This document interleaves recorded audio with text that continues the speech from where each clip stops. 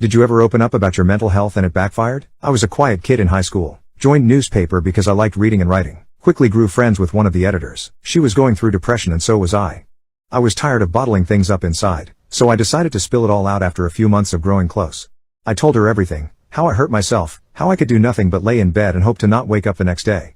The works. I begged her not to say anything to anyone, for all the reasons in the world. She told our principal, and they Baker-acted me. I was picked up from home by a police officer to be taken to a ward at the nearest hospital. My brother, already in college and still an idiot, tried to take funny pictures of me being escorted in handcuffs and taken to a hospital via police car.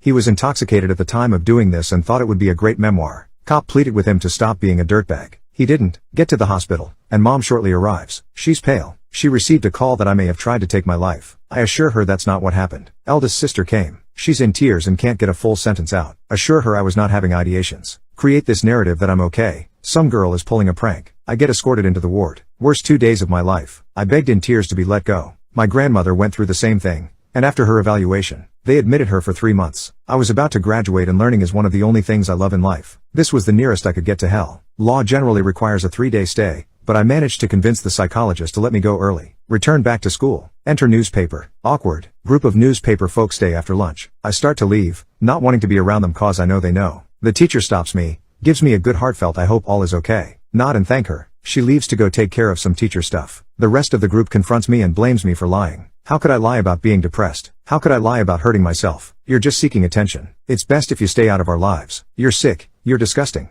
The girl I trusted Googled the mandatory requirements for a Baker Act. She said if I got out early there was nothing wrong with me and that I was just using my issues to get with her and blamed me for having a crush on her and being a closeted lesbian.